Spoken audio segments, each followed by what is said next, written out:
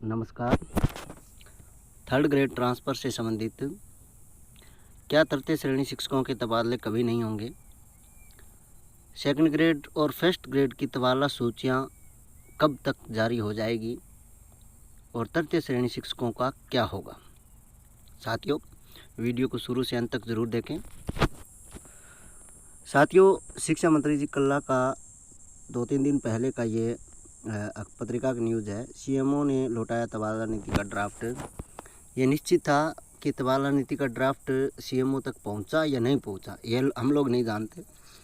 परंतु आप लोगों ने देखा होगा, पहले मैंने भी वीडियो बनाया था, उसमें जो आरटी एक्ट के तहत जो सूचना मांगी गई थी तबादला नीति के बारे में, तो वहाँ से हमें कोई सूचना प्राप्त नहीं हुई थी।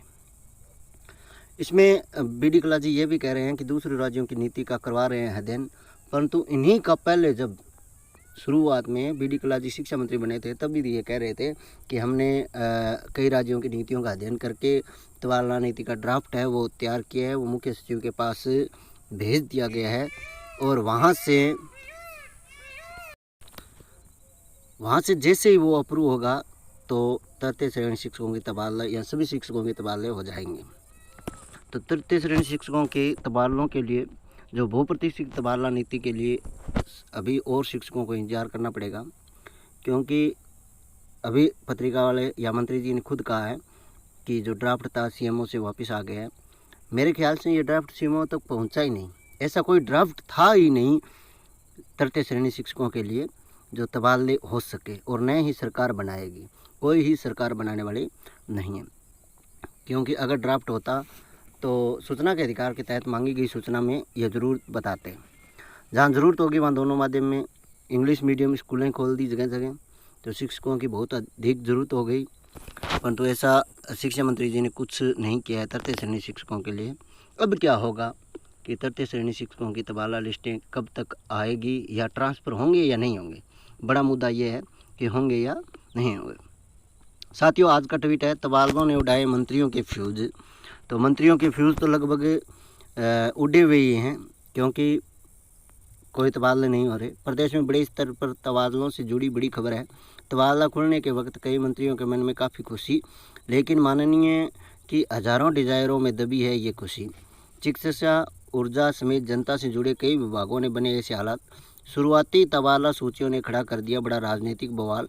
हालांकि सूचियों में जनप्रतिनिधियों की सिफारिशों को मिली तरजीह है, लेकिन इस प्रक्रिया में कई दूसरे माननीय के तेवर हो गए गर्म। अब सूचियों में संशोधन को लेकर फिर शुरू हुआ डिजायरों का आभार। तो साथियों, ऐसे तो होता रहता है, जैसे तबादला सूची आएगी तो उसमें संशोधन भी होंगे और वगैरह वगैरह सब कुछ होना है।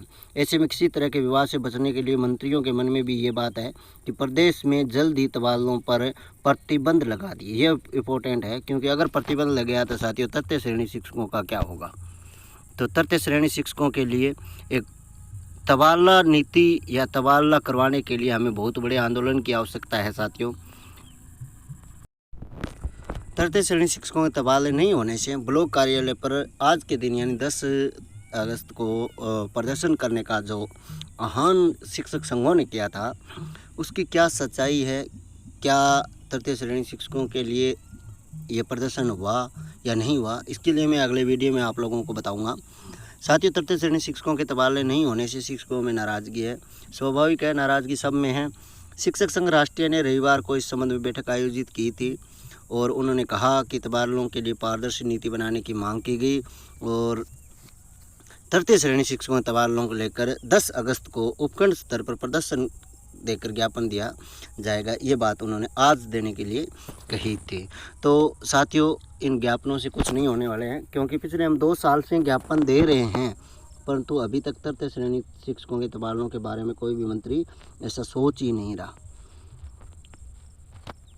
साथियों, अगर थर्ड ग्रेड के ट्रांसफ़र हमें करवाने हैं तो एक बहुत बड़ा राजस्थान में आंदोलन करना होगा शिक्षकों को, तभी तबादले होंगे, अन्यथा तृतीय श्रेणी शिक्षकों के तबादले नहीं होने वाले हैं। धन्यवाद साथियों। वीडियो को अधिक से अधिक शिक्षक साथियों तक शेयर जरूर करें।